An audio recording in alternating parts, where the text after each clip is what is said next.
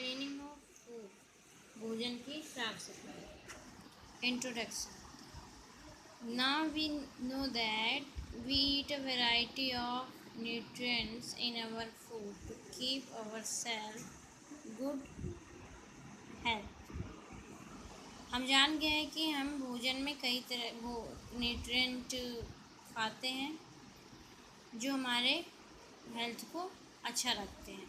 This is possible only food is clean and free from any unwanted substance. ये तभी मुमकिन है जब हम जो भोजन खा रहे हैं वो साफ़ और स्वच्छ हो, उसमें कोई भी गंदगी ना मिली हो। We eat certain food raw but maximum food that we eat is good.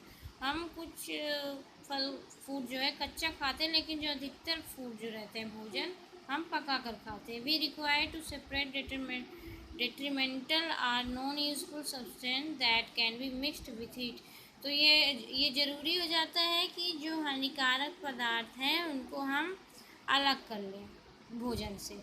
At times, even useful substances are required to be separate if they need to be used separately।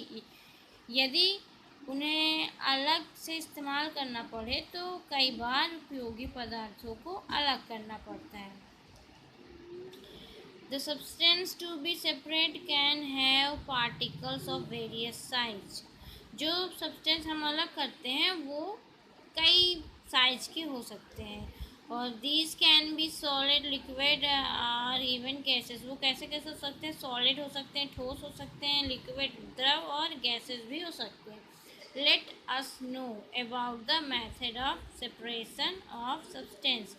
चलिए अब हम जानते हैं कि सेपरेशन की कौन कौन सी method है। सेपरेशन की मेथड्स।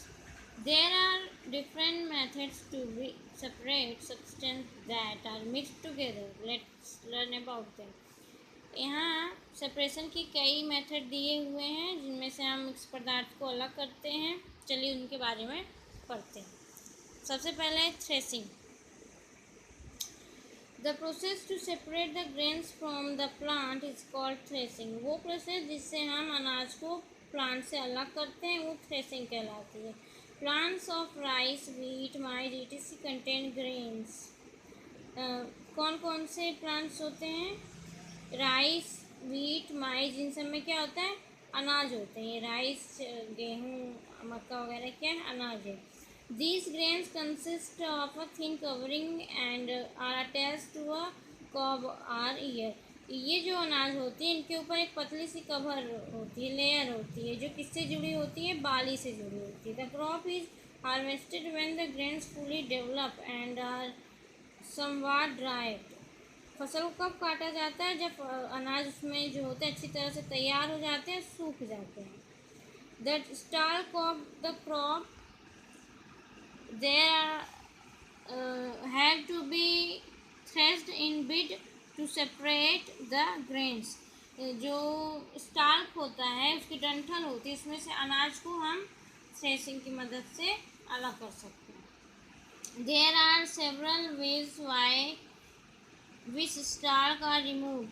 यहाँ स्टाल्क को अनाज से, डंठल को अनाज से अलग करने के कई तरीके दिए हुए हैं। Sometimes the stalks are beaten to free the grain seeds. तो जब कभी कभी क्या करते हैं हम अनाज को, क्या जो डंठल वाला अनाज रहता है जिसमें डंठल लगी होती है उसे पटक पटक कर अलग करते हैं। Sometimes farmer make their animals walk over the dried harvested crop scattered on the ground. फिर कभी कभी किसान जो रहते हैं पकी हुए फसल को जो कट चुकी है उसको ज़मीन फैला देते हैं, उसमें उसके ऊपर से एनिमल को क्या करते हैं? चलाते हैं। These days threshing machine are used for separating the grains with the use of mechanical। तो इस समय अब क्या आ गया है? आज के टाइम में थ्रेसिंग की मशीन आने लगी है जिससे अनाज को डंठल से अलग किया जाता है। The thresher is very efficient machine used to separate the grains from the plant। तो कौन सी मशीन यूज की जाती है? थ्रेसर यूज की जाती है ग्रेन्स को प्लांट से अलग करने